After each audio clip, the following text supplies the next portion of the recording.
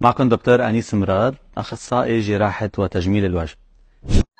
النهارده أنا اتقابلت بدكتور أنيس مراد، دكتور اللبناني، دكتور التجميل اللي بيخلي الحلوة أحلى من الخروج الوحشة. مفيش ست وحشة، بس اللي بيحط كده اللمسات والردوش الحلوة. أنا اتقابلت دي النهارده، موجود في مصر.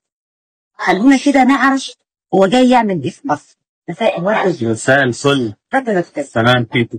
الحمد لله كتير. نورت مصر. منورة فيكم، وأنا مش أول زيارة لإلي، أنا عارفة. وأنا دايما يعني رايح جاي علشان أحب البلد الناس.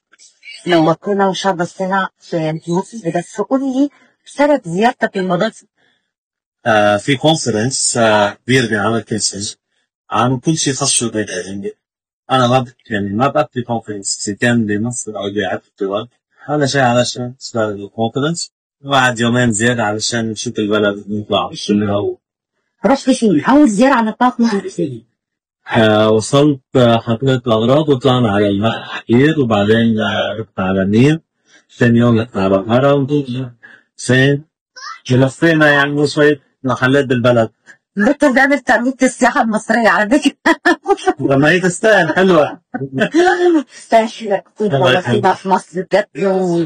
وأنا مبسوطة إن أنا النهارده يا جماعة. دكتور أنا هروح لبنان أكيد. احنا بتشاركين وبتنوري وبتضيفي، وانت حلوه كثير. خليكي احنا سنه شويه. ايوه احنا قلنا ان دكتور انيس مراد طبعا، يعني مش عايزه اقول مفيش ست وحشه، دي حقيقه، بس بجد لما يكون دكتور فاهم، دكتور شاطر وعنده خبره، هيخلي الحلوه احلى. انا حسيت لكم يا جماعه الفيديو بتاعت الانستجرام بتاع دكتور اللي يسافر لبنان في اي وقت فيروح يقدر يتواصل مع الدكتور عن طريق الانستجرام، وكل التفاصيل موجوده من رقم تليفون، حتى الشغل بتاعه كله موجود على الانستجرام. وحاجه تانية، يعني انا ما كنتش عايزه احرق وما كنتش عايزه يعني اقول كلام مش دلوقتي، ولكن عايزه افرحكم ان احنا يعني ايه خدنا منه كلمه وخدنا منه وعد ان دكتور انيس ممكن يشرفنا كل اسبوع في مصر، يعمل كل الحاجات اللي كل الستات محتاجه تعملها، من بوتكس، فيلر، في تاني السكين بوستر، كل شغل العياده اللي هو النون سيرجيكال كبير، دومين كبير. يعني الناس عارفه البوتوكس والفيلرز والسكين بوسترز.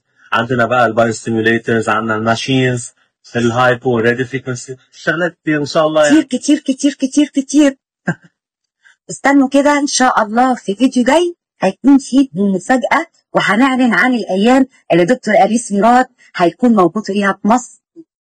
كل ست حلوة عايزينك تبقي أحلى بقى.